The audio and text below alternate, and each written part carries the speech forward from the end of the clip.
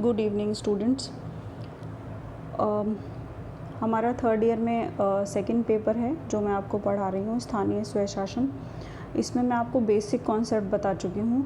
ये जो आज का वीडियो या ऑडियो जो भी आप कहना चाहे हैं, ये एक्चुअली एक तरीके से आपका सिलेबस ओवरव्यू है। तो मेरे को जहाँ तक याद है, मैंने आपको एक बार सिलेबस भेजा है ग्रुप में, लेकिन मे बी आप में से कुछ बच्चे उस समय ऐड नहीं हुए होंगे, तो मैंने फिर से ये आपको भेज रही हूँ। इससे आपको आइडिया रहेगा कि हमें सिलेबस में क्या क्या कंप्लीट करना है। और जहाँ तक मेरा है, मैं इसमें आपको पंचायती राज दो भाग हैं स्थानीय स्वशासन के, जिसमें एक ग्रामीण स्थानीय स्वशासन है और दूसरा नगरीय स्वशासन है। तो मैं आपको ग्रामीण स्वशासन वाला पार्ट पढ़ाऊंगी, नगरीय वाला आपको ज्योति मैम करवा रहे हैं। तो इसमें क्या है कि देखिए, जो फर्स्ट यूनिट है आपकी वो बेसिक कॉन्सेप्ट पे है, ये हम कर चुके हैं पूरा। थर्ड यूनिट से हम स्टार्ट करेंगे, जिसमें कि सारी चीज़ें आती हैं जो पंचायत मतलब ग्रामीण स्थानीय स्वशासन से जुड़ी हुई हैं। तो इसमें एक जो बेसिक जनरल उसका टॉपिक था, भारत में लोकतांत्रिक विकेंद्रीकरण सिद्धांत और व्यवहार, ये मैं आपको करवा चुकी हूँ। 73 संविधान संशोधन की विशेषताएं मैं आपको PDF में सेंड कर चुकी हूँ। वो मैंने आपको डिटेल में इसलिए भेजा और क्योंकि उसमें आपको सारा स्टेप बाय स्टेप याद करना है, आर्टिकल्स याद करने हैं, क्योंकि आप जब आंसर लिखेंगे तो उसमें आपको आर्टिकल मेंशंस करने हैं। उससे मैं आपको पहले भी फर्स्ट ईयर में सेकंड ईयर में ये चीज़ समझा चुकी हूँ कि आप अगर संविधान से जुड़ी हुई कोई चीज़ है उसके आर्टिकल्स मेंशन करते हैं तो थोड़े मार्क्स बढ़ने के आपके चांसेस रहते हैं। तो उस हिसाब से मैंने आपको भेजा था।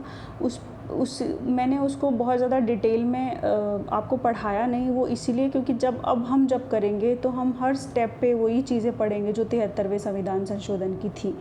तो उसमें अगर आपने उन नोट्स को एक बार रीड कर लिया, जो मैंने आपको PDF भेजी है उसको अगर आपने एक बार रीड कर लिया, तो आपको आइडिया हो जाएगा कि आपको बेसिक चीज़ों में क्या लिखना है। ठीक है, तो ये आपका है, हम इसको स्टार्ट करेंगे। तो मैं आपको एक बार बताना चाहती हूँ कि हम जब पढ़ेंगे, अब आगे जब चीज़ों को पढ़ेंगे तो हम किस तरह से पढ़ेंगे, इससे आपको समझने में थोड़ा आसान रहेगा। इसीलिए मैंने इस टॉपिक को नाम दिया है सिलेबस का ओवरव्यू का। तो देखिए, स्थानीय स्वशासन में 2 प्रकार की संस्थाएँ हैं, मैं आपको कई बार बता चुकी हूँ। अब जब हम पढ़ेंगे तो हम किस तरह से पढ़ेंगे, हम पढ़ेंगे जो चीज़ें आपसे पूछी जाएंगी उस पर। ये आपके दोनों में काम आएगा। वैसे तो ग्रामीण में भी और नगरीय में भी सेम कॉन्सेप्ट पे आपको क्वेश्चन पूछे जाएंगे। जब भी पब्लिक एडमिनिस्ट्रेशन सब्जेक्ट में आपको इंस्टीट्यूशंस पढ़ाए जाएंगे किसी भी तरीके के, तो उन इंस्टीट्यूशन पे कुछ बेसिक क्वेश्चंस पूछे जाते हैं। और स्थानीय स्वशासन की जो भी बुक है आपकी, उसमें पिछले सालों के अगर आप क्वेश्चन पेपर देखेंगे तो आपसे क्या पूछा जाता है, पहला उसका संगठनात्मक संरचना क्या है, या उसका संगठन क्या है, या उसका संगठनात्मक ढांचा क्या है। दूसरा, उनकी कार्य और शक्तियाँ क्या है।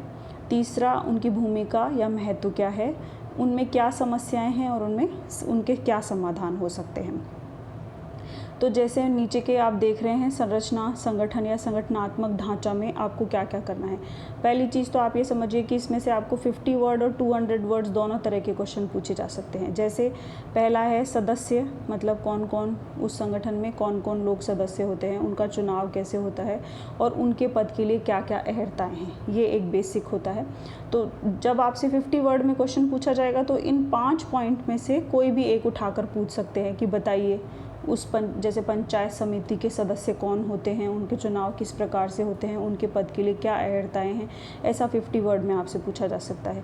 दूसरा आपसे पूछा जा सकता है कि पंचायत समिति में आरक्षण व्यवस्था पर टिप्पणी लिखिए, या आप पंचायतों में आरक्षण व्यवस्था को किस प्रकार से समझते हैं, जिला परिषद में किस प्रकार से समझते हैं, या बेसिकली एक स्थानीय स्वशासन में आरक्षण व्यवस्था के क्या प्रावधान किए गए हैं, इस संदर्भ में ऐसे 50 वर्ड्स में पूछा जा सकता है। 200 वर्ड्स में अगर आपसे संरचना, संगठन या संगठनात्मक ढांचे पे क्वेश्चन पूछे जाते हैं तो उसमें आपको ये 5 पॉइंट मेंशन करने हैं। मतलब अगर वो 200 वर्ड्स यानी बड़ा क्वेश्चन है तो आपको उसमें बताना है कि उसके सदस्य कौन हैं, उनका चुनाव कैसे होता है, उनके लिए क्या अहर्ताएँ हैं, संस्था के मुखिया का निर्वाचन किस प्रकार से होता है। ये अलग अलग होते हैं। जैसे हमारे यहाँ पंचायतों में प्रत्यक्ष चुनाव होता है सरपंच का, जबकि पंचायत समिति और जिला परिषद के अध्यक्ष जो है वो प्रत्यक्ष प्रणाली से चुने जाते हैं, यानी कि उनके सदस्य मिलकर अपने मुखिया का चुनाव करते हैं। उन्हें पद से कैसे हटाया जा सकता है और उनकी पद मुक्ति की क्या शर्तें होती हैं, इस तरह की चीज़ें। आरक्षण व्यवस्था SC ST OBC और महिलाओं के लिए किस प्रकार की व्यवस्था की गई है, उनकी बैठकें किस प्रकार होती हैं, गणपूर्ति का क्या प्रावधान है, साल में कितनी बैठकें अनिवार्य हैं, कितनी ऐच्छिक है, इस तरह की चीज़ें। और 5वां पूछा जा सकता है समिति व्यवस्था। जैसे पंचायत समिति में कुछ स्थायी समितियों का प्रावधान होता है, कुछ अस्थायी समितियों का प्रावधान होता है, तो वो कौन कौन सी समितियां हैं और बेसिकली वो क्या क्या काम करती हैं। ये सारा एक संगठनात्मक संरचना या ढांचा है। इस पे आपको आई होप आपको समझ आ गया होगा कि 50 वर्ड्स में तो इसमें से कुछ भी एक चीज़ उठा के पूछ सकते हैं आपसे। जैसे समिति व्यवस्था में भी कि पंचायत समिति की स्थायी समितियों पर टिप्पणी लिखिए, 50 वर्ड्स। तो आपको बताना है कि कौन कौन सी हैं जो अधिनियम में मेंशन है, राज्य सरकार ने जो गजट जारी किया है उस गजट में कौन सी अनिवार्य समितियों का उल्लेख किया गया है कि हर पंचायत समिति इनको तो ज़रूर बनाएगी, और ऐच्छिक वो अपनी मर्जी से और एक्स्ट्रा काम हो तो बना सकती हैं। तो और 200 वर्ड्स में पूछेंगे तो इसमें आपको सारा लिखना है। फिर दूसरा आपका आता है कार्य और शक्तियों पे क्वेश्चन पूछा जा सकता है। कार्य और शक्तियाँ मैंने इसलिए लिख रखा है कि आपको जो भी पूछें सेम ही पॉइंट होंगे। किसी भी संगठन के वही कार्य होते हैं जो उसकी शक्तियाँ होती हैं और वही शक्तियाँ होती हैं जो वो कार्य करता है। तो आपसे कॉमन चीज़ें पढ़नी है आपको इसमें। भूमिका और महत्व में भी क्या भूमिका है या क्या इम्पोर्टेंस है, सेम पॉइंट्स लिखने हैं। समस्याएं क्या हैं, ये बहुत मेन है। पंचायत में आगे आप पढ़ेंगे कि सबसे ज़्यादा समस्याएं ही हैं एक्चुअली। तो जैसे वित्त से संबंधित, तो वित्त की क्या समस्याएं हैं, उनके टैक्स कलेक्शन में क्या दिक्कतें हैं, कौन कौन से अनिवार्य टैक्स हैं, कौन से ऐच्छिक टैक्स हैं, वो क्यों नहीं लगा पाती हैं। फिर उसके अलावा उनका इम्प्रूवमेंट कैसे करेंगे। वित्त आयोग जो गठित किए जाते हैं राज्यों के, वो उनके बारे में क्या सिफारिशें करते हैं।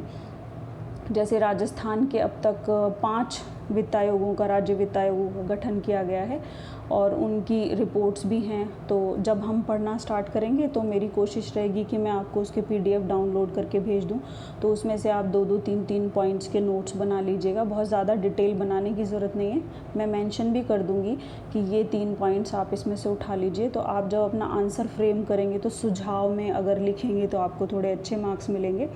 और जैसे नियंत्रण की समस्या है, तो राज्य सरकारें किस तरह से नियंत्रण रखती हैं, वो क्यों प्रभावी नहीं हो पाता है, या नियंत्रण से क्या उनकी स्वायत्ता तो प्रभावित नहीं होती, या स्वायत्ता का जो इशू है वो किस हद तक है।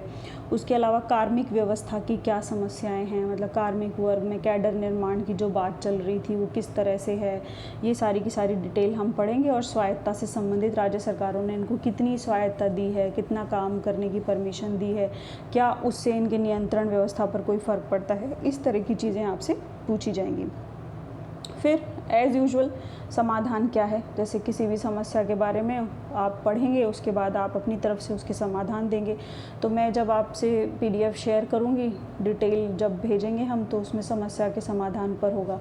उसके अलावा मैं आपको पहले भी बता चुकी हूँ कि मैं आपको असाइनमेंट भेजती भी हूँ हर चैप्टर के। तो ऑब्जेक्टिव असाइनमेंट्स जो हैं उन्हें तो आप ज़रूर देख लीजिए प्लीज़।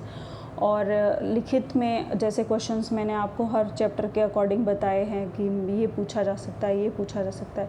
तो अभी तक किसी ने भी लिखकर मुझसे कुछ चेक वेक नहीं करवाया है। अगर आप पढ़ रहे हैं सीरियसली, और पिछले कुछ टाइम से तो मैं देख रही हूँ कि जो मैं वीडियो अपलोड कर रही हूँ उनके व्यूज़ भी बहुत कम हैं।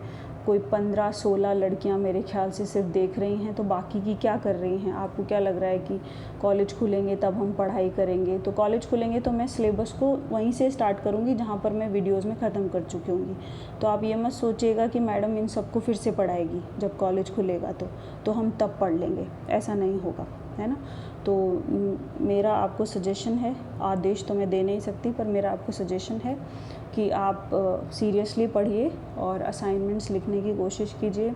और मुझसे चेक भी करवा सकते हैं अगर हो। बहुत ज़्यादा बड़े आंसर आप नहीं लिखना चाहते तो छोटे छोटे 50 वर्ड्स के शॉर्ट नोट्स तैयार करके और उनकी पिक्चर क्लिक करके मुझे भेज सकते हैं। तो मैं आपको बता दूँगी उसके बारे में, मार्किंग वगैरह भी हो जाएगी, तो आप देख लीजिएगा उसका। तो अब हम जब पढ़ेंगे तो मैं आपको इस फॉर्मेट में पढ़ाऊँगी।